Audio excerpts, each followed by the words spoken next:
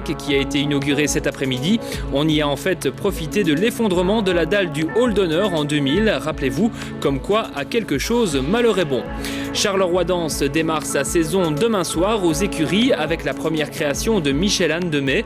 Plug que ça s'appelle, et autant le savoir, il est essentiellement question de sexe et d'emboîtement, comme le souligne sa conceptrice. Plug sur la TV, c'est en fin de journal.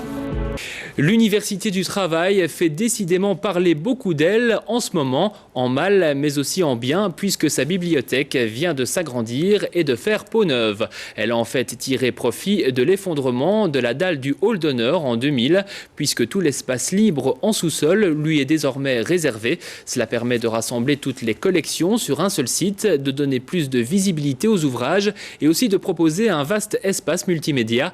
La bibliothèque de l'UT mise désormais sur des partenariat pour élargir son public, découverte des nouvelles installations grâce à Christophe Cordier et à Quentin Thibault. À toute chose, malheur est bon. Si en 2000, le hall d'honneur de l'Université du Travail ne s'était pas effondré, ce nouvel espace n'aurait jamais pu être aménagé. Il faut quand même rappeler que où nous sommes aujourd'hui, c'était les vestiaires du personnel d'entretien, et donc c'était des caves, et donc on n'avait jamais songé de pouvoir y faire une bibliothèque. Il faut dire qu'elle se sentait un peu à l'étroit, la bibliothèque de l'UT. Salle de lecture exiguë, section jeunesse éloignée à l'IETS voisin, collection patrimoniale stockée dans de mauvaises conditions. Désormais, tout est rassemblé au même endroit. L'idée qui a prévalu est celle de la convivialité.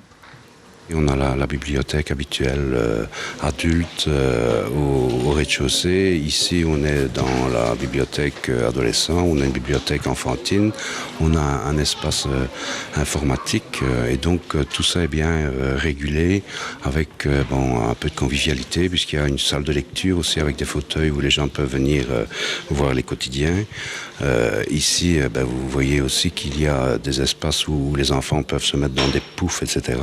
Et donc tout ça est assez convivial et beaucoup d'espace pour ne pas que les gens soient uns sur les autres. La salle consacrée aux nouvelles technologies de l'information et de la communication est encore vide, mais bientôt elle sera complètement équipée de façon à accueillir les visiteurs. Car contrairement à ce que son nom pourrait laisser croire, la bibliothèque de l'UT n'est pas seulement réservée aux étudiants, elle est ouverte à tous. On a répondu à un appel à projet du ministère de l'Intégration sociale pour la création d'espaces publics numériques dont les objectifs est vraiment de proposer à des publics défavorisés mais aussi à tout public la possibilité de se former et d'utiliser les nouvelles technologies. Donc dans cet espace qui comptera 26 postes de consultation, on prévoit d'y faire des ateliers d'initiation à la recherche documentaire, d'initiation aux outils de bureautique, etc. Pour la réfection de 2578 mètres carrés, la province a investi sur fonds propres un peu plus de 2 millions d'euros. La bibliothèque Langlois compte déjà 10 000 membres. 13 000 prêts sont enregistrés chaque année, un chiffre qui devrait encore augmenter puisque l'institution a quelques idées pour attirer un nouveau lectorat. Travailler en commun avec les associations, avec les enseignants, ici sur le site, avec les autres bibliothèques. Donc c'est vraiment faire profiter des structures à tout le monde, le tout public, mais aussi les associations. C'est aussi développer des animations, par exemple. Voilà, développer des animations. Donc en section, dans l'espace jeune, on a prévu des rencontres avec les auteurs qui s'étaleront sur 2008. Exposition, en salle de lecture, on souhaite mettre en valeur les différents fonds patrimoniaux qu'on possède. Donc l'idée, c'est aussi de sortir un maximum les livres des rayonnages et montrer tout ce qu'on possède et donner envie d'y venir.